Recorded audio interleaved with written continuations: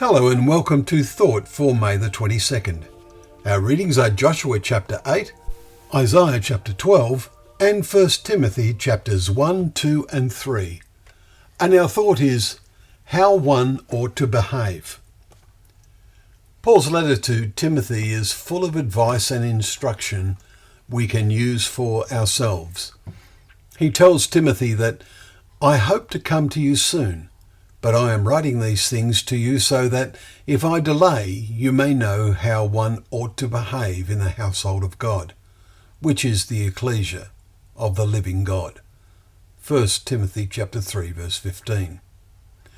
Paul goes on to explain how each community of believers should have overseers or elders. He goes into great detail about the qualities such persons ought to have. He must be married and have brought up children, for if he cannot effectively manage his own household, how will he properly care for God's ecclesia? Verse 5. Also, he must not be a recent convert, or he may become puffed up with conceit and fall into the condemnation of the devil. Verse 6. What is this devil? How can an overseer be seen to be condemned by a devil? The translators are inconsistent, for the Greek word diabolos they translate here as devil occurs again in verse 11 about what the character of the wives of deacons should not be. They translate diabolos as slanderer in this case. The character of deacons' wives must be such that they never stoop to slander anyone. Where diabolos occurs in 2 Timothy chapter 3 verse 3 and Titus 2 verse 3, the translators have rightly rendered it as slanderer, or some similar word depending on your version. Jesus said, Have not I chosen you, the 12, yet one of you is a devil, a diabolos? John 6 verse 70. It is to be greatly regretted that the church over time built up a totally fictitious story of an evil supernatural spirit being.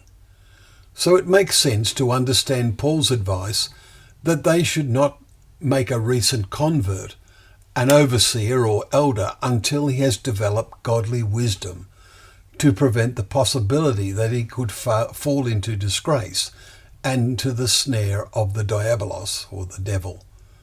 Those who take any position of responsibility in God's church or ecclesia must be dignified, not double-tongued, not addicted to much wine, not greedy. They must hold the mystery of the faith with a clear conscience. 1 Timothy 3 verses 8 and 9. Timothy is told that he should set the believers an example in speech, in conduct, in love, in faith, in purity. Chapter 4 verse 12. We should all take Paul's advice as to how one ought to behave in the household of God. Yes, God's household. Do you belong? Well, thank you once again for joining us for Thought for the Day, where together we can open up the pages of God's Word, knowing that Word to be a lamp to our feet and a light to our path.